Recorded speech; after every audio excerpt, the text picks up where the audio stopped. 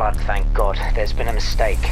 They switched your scan with another patient. You're not gonna die, but you might want to get your eyes checked. Love Screen Rant. Thank you. First question, I'm just saying that. I mean, but maybe I should say that to everybody. Oh, Screen Rant, huge fan. There you go. That little load is, yeah, you're in LA. There you go. First of all, congratulations on this. This is quite amazing. Where did this idea come from?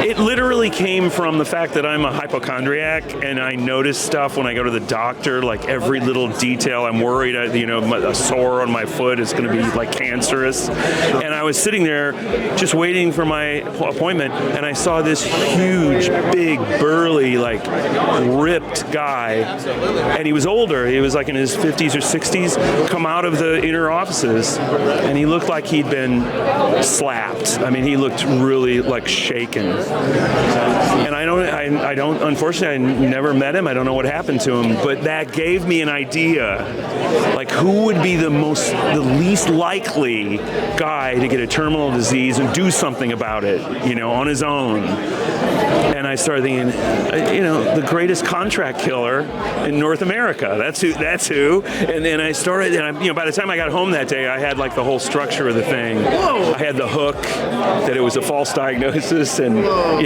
So there's a guy walking around out there now that this story is based on, has no idea. He doesn't know that. That's crazy. Now, I never even thought of that. That's true. He'll go to the theater. I'm like, wait a minute. Hope he sees this interview out there. Familiar about it. Right. Now, look, JJ's a phenomenal director, and I heard that everything that he does in camera is like great, and a lot of the death scenes in the film are very unique, and we haven't seen yet. Talk to me about what made him the right director to tell your story. I think we're in an era where JJ is going to become way more valued because of CGI. People are starting to recognize AI. You're starting to recognize fake scenes, and JJ's specialty is having real people really do this in front of the camera. We used to call it in camera, and so that's going to become like Michelangelo.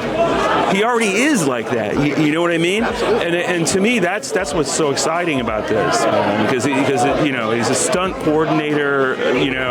His training, his background, he was weaned as a stunt coordinator, so he's like the perfect director for this. Absolutely. I tried to write a book that was an experiment. It was only my third book. I wrote it 30 years ago, but I was just trying to write a book that was solid action. It was just the minute you open up the first page, he's getting the bad news. Sure. And he just goes, it gets worse and worse and worse and worse.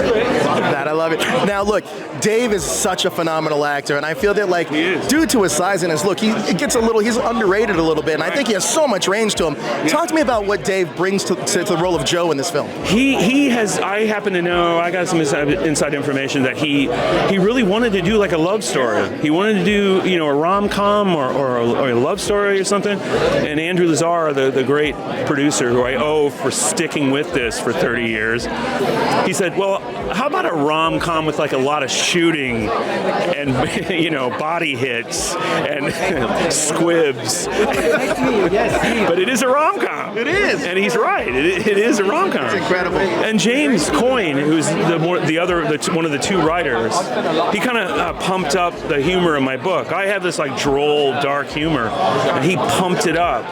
So this movie is like my book on acid. It's really an amazing,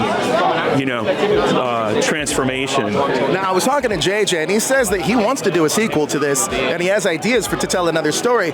Do you? How do you feel about that?